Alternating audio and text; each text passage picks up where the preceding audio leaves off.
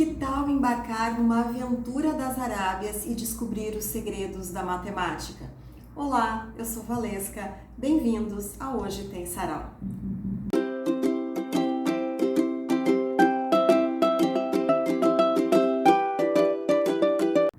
O Homem que Calculava, escrito por Ali Yazid ibn Abul Izz Eddin ibn Salim Malbattahah, famoso escritor árabe descendente de uma tradicional família muçulmana, nasceu no dia 6 de maio de 1885 na aldeia Muzalit, nas proximidades da antiga cidade de Meca. Só que não.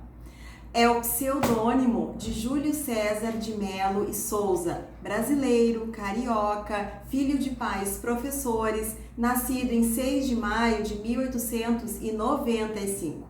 O livro é uma obra-prima, não só pela história, pelo conteúdo em si, mas pelo fato do escritor ter criado um pseudônimo, ter criado uma biografia e ainda um tradutor, o que realmente nos faz acreditar que o livro foi escrito em árabe, por uma pessoa árabe e que foi traduzido para o português. Na ficha técnica do livro não aparece o nome de Júlio César e sim Malbattahah. E quando fala sobre os direitos do livro, diz que herdeiros de Malbattahah. Mas antes de falar do livro em si, da história, eu acho interessante falar um pouco da pessoa Júlio César de Melo e Souza, que vem de uma família numerosa, eram 8 filhos, os pais professores, trabalhavam muito e ele foi criado nesse ambiente de estudos, de escola, de literatura.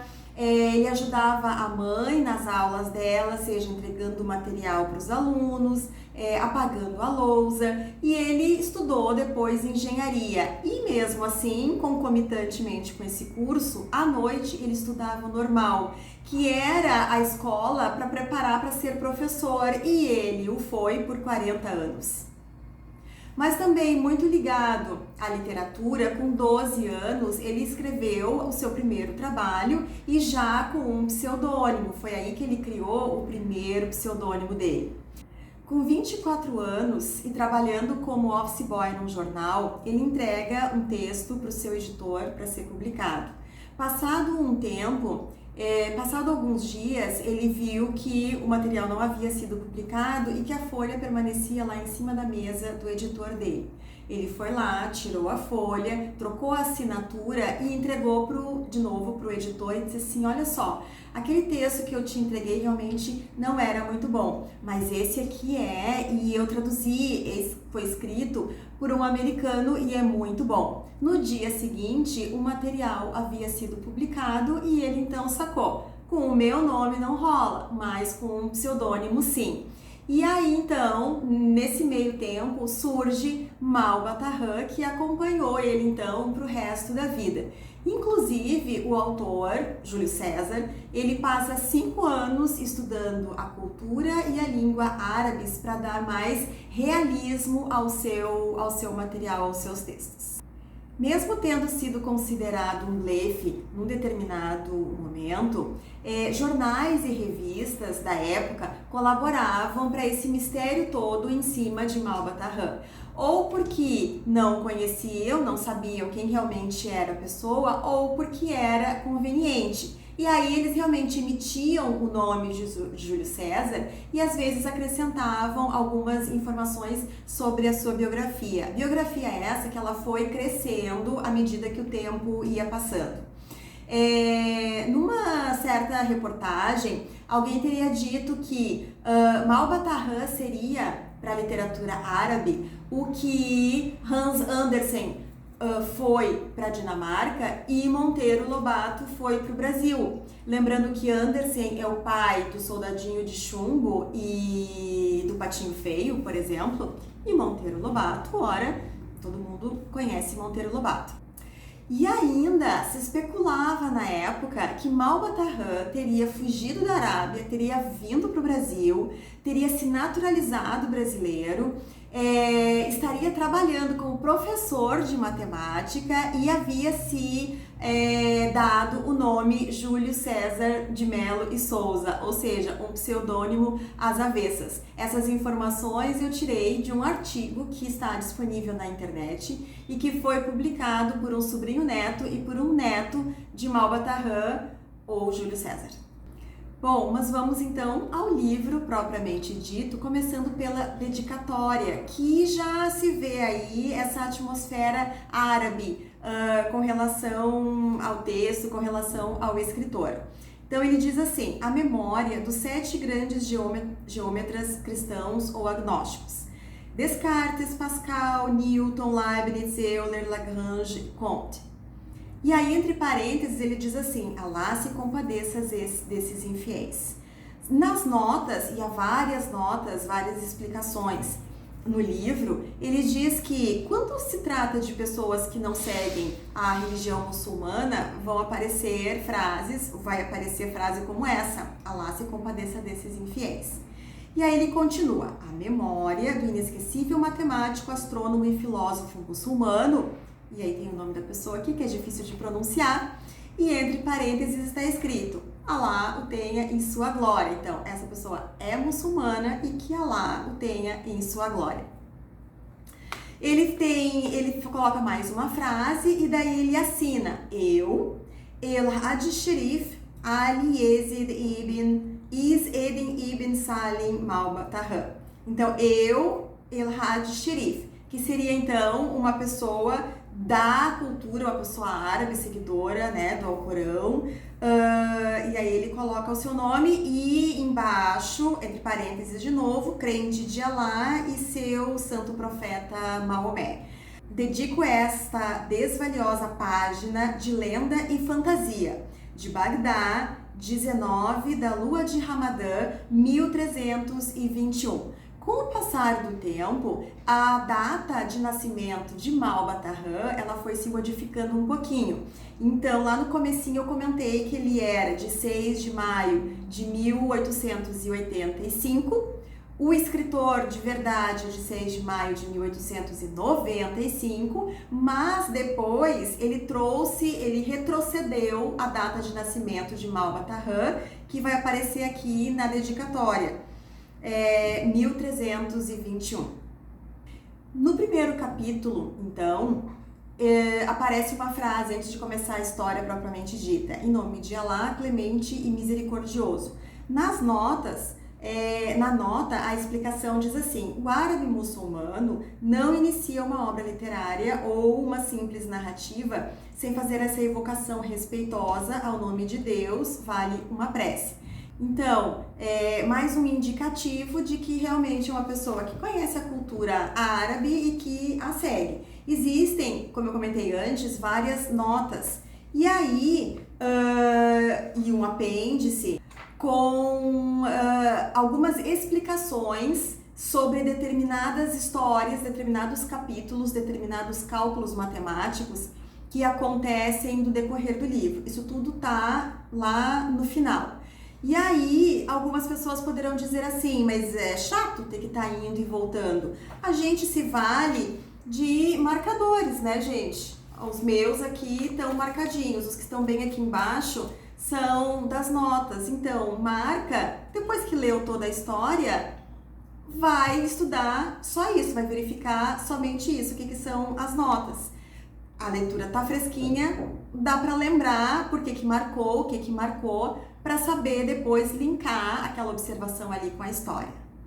O autor, então, começa a sua narrativa, a sua jornada, porque ele está indo para Bagdá, e ele conhece no meio do caminho Beremiz Samir, o homem que calculava, um homem jovem, na casa dos 26 anos de idade, a quem se junta nessa jornada até Bagdá. O narrador questiona, então, como uma pessoa tão hábil nos cálculos não estaria trabalhando como vizir tesoureiro em algum governo, não estaria trabalhando para algum califa, e assim, nessa jornada que vai se seguindo, e de hospedaria em hospedaria, conhecendo muitas pessoas, resolvendo literalmente o problema dos outros, o calculista ele vai ficando conhecido, vai ficando famoso, vai ficando cada vez mais, vai sendo cada vez mais admirado por uns, odiado por outros, porque há um personagem ali no livro que duvida da sua habilidade com os cálculos e meio que coloca ele à prova em duas situações no livro. E o que chama atenção, e talvez seja uma das mensagens também da história, não só a questão da matemática, essa é outro ponto, mas como um homem simples, que não parece ter tido uma educação formal, apresenta tanta destreza no trato, especialmente com as pessoas. Ele trata todos bem, com calma, ele ouve a todos, seja a pessoa mais humilde e seja a pessoa mais rica de algum califado. Essa viagem, então essa jornada, ela é dividida em 34 capítulos. Em cada um deles, o calculista vai ser chamado então para resolver questões que intrigam as pessoas das aldeias, problemas complexos, problemas simples, como eu comentei antes, até que ele é convidado para dar aulas de matemática a uma moça misteriosa que não podia aparecer para outros homens, a não ser os homens da própria família. Então, o pai da menina cria uma espécie de uma parede, uma cortina entre ela e o Beremias, para que então ele possa dar as aulas, e ele aceita dar as aulas para a menina. E aí sobre isso tem uma passagem muito interessante que diz assim no livro: o pai explica por que essa menina precisa receber aulas de matemática, por que ela precisa ser iniciada nos estudos do cálculo e da geometria. Porque quando ela nasceu, a menina se chama Telassim, que segundo a nota significa talismã, e o pai consulta um astrólogo e diz que a menina não seria feliz depois dos 18 anos. A partir dessa idade seria ameaçada por um cortejo de lamentáveis desgraças. Então ela precisava ser iniciada nos estudos antes dos 18 anos. E aí o pai procura outras pessoas que pudessem ajudá-lo, que pudessem dar as aulas para a menina.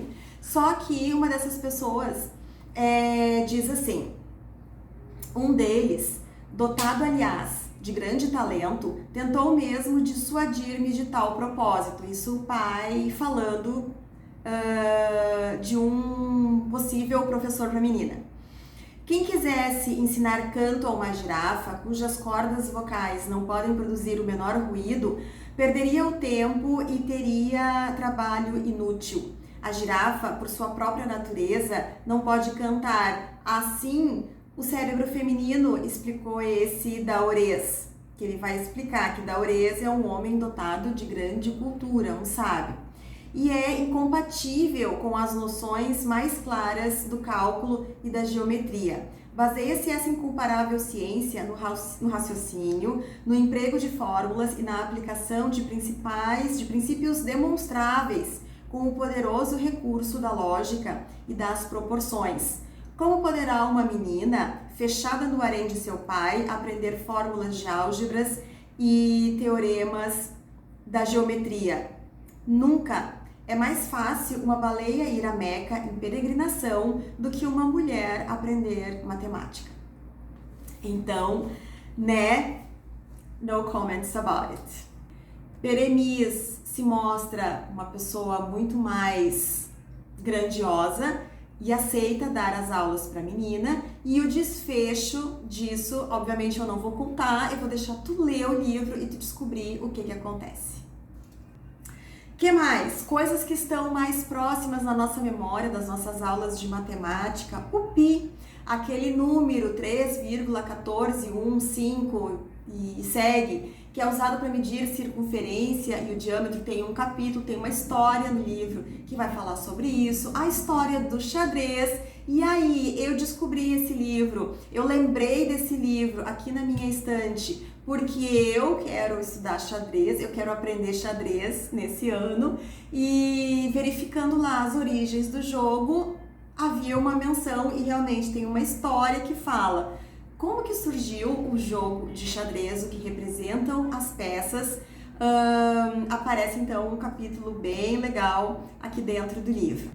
Bem, Júlio César, ou Malbataan, cria um homem simples, um grande sábio, um exímio matemático. Como eu comentei, não há informações sobre onde essa pessoa estudou, não há informações sobre estudos formais, mas ele é um grande observador da vida e das pessoas e aberto aos estudos e ao conhecimento mesmo de forma informal. Uma pessoa com valores bastante rígidos e que não se deixa seduzir por pérolas ou sedas dos reinos por onde ele passa durante a história.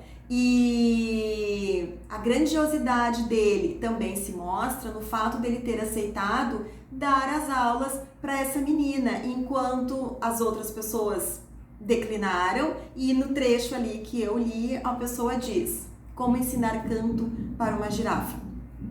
Parece uma história simples, mas o autor, especialmente, desse livro especialmente, teve um papel bem importante na época em que esse livro ele é lançado, de popularizar os estudos da matemática e da leitura árabe no Brasil.